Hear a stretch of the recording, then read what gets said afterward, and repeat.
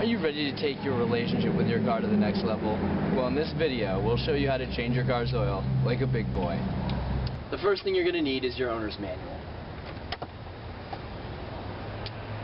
In here it's going to tell you the quantity of oil you need and the viscosity. Can't find your owner's manual? You're smart, do some research. Just remember you're looking for the viscosity and the quantity of the oil that you need. Synthetic versus conventional. It's your call. Neither one is bad for your car. Synthetic will probably last you longer. And there's all sorts of articles and forums on which is better, the pros and cons, but in the end, either will work in your car. So the checklist. You've got your owner's manual.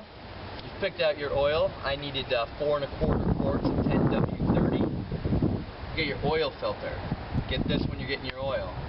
Use the book that they have at the store. See a long wall of oil filters. Use the book to pick this out. You need an oil pan. You won't regret this. It's like $3 or $4. Funnel makes life a little easier, $1 or $2.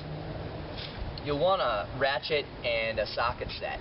I happen to know the exact socket I need, so I just have one out here. If you don't want to invest in a ratchet set, you can always just use an adjustable wrench. We've got a couple shop rags. It's very important to have those. You'll regret not having them if you don't set it aside in advance. And hopefully you don't need this, but a flathead screwdriver and a hammer. We'll talk about those later. Now it's time for action. First step is to take the oil cap off.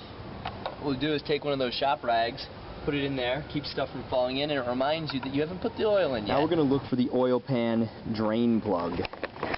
Don't mix it up with an automatic transmission drain plug. Mine's right here, if you can see that. I happen to know that, but over here is the automatic transmission drain plug. Now that we've found the drain plug, we're going to go take our oil pan, slide it near it, like that, but not directly under it. Next, it's time to use our trusty ratchet. Remember, lefty loosey, and once you break it free, stop right there. Now you want to slide the pan directly under it. And here's a good tip. When you've got it loose, use your hand the rest of the way and then loosen it with your hand, pushing against it so that oil doesn't leak all over your hand and down your arm. And you'll be much happier that way. Here comes the oil. It's going to be brownish black. As our oil drains, look around for your oil filter. I happen to know that mine's right here. I don't know if you can see it. It's that white thing right up there. That's my oil filter. Look for yours. Usually it's in a place that looks hard to reach but is oftentimes easier to reach than you might think. Now that the oil is basically just dripping out, we can put the plug back in. You want to tighten it to about 30 foot-pounds. So you may be asking yourself, what is a foot-pound or a pound-foot? Well, it's actually more simple than you may think. A pound-foot is 1 pound of pressure exerted 1 foot away from the center of rotation. So if the center of rotation is here, 12 inches from here out to here, you put 1 pound of pressure here, it's 1 foot-pound. If I took this 5-pound weight, put it on here, and rotated it, that would be 5 foot-pounds. Okay. So we've taken the plug out, drained the oil, put the plug back in, tightened it up.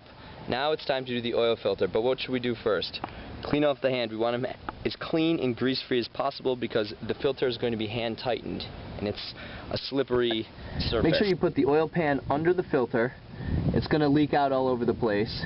But you should be able to undo it with your hand. If you can't, I'll show you what to do as a last resort. So we've got the old filter off. There's still some oil in there. I'll dump that in the oil pan when I'm done. I'll take the new oil filter and kiss it to that. And then you'll have lubrication on it, so when you tighten the new one in, it's already lubed up. You remember our friends the screwdriver and the hammer. Well, in the case that this was on too tightly, what you would do, and you can't get it off with your hands, is you would literally hammer this screwdriver in through it, all the way through, and then you can loosen it.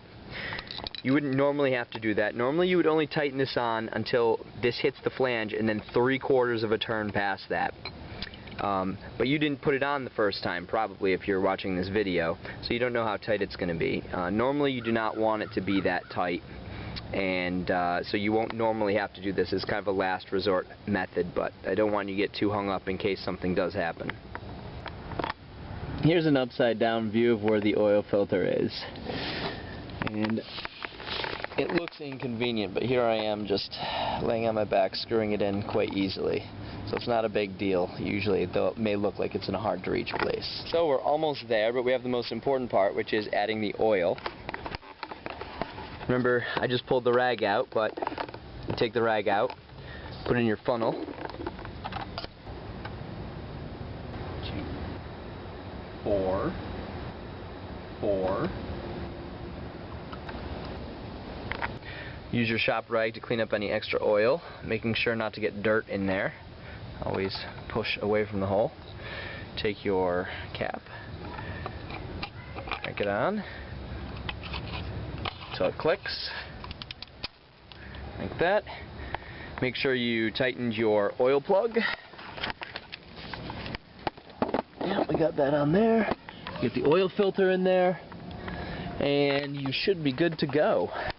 One last thing is taking care of the used oil. The funnel is also helpful in pouring the used oil back into the other containers.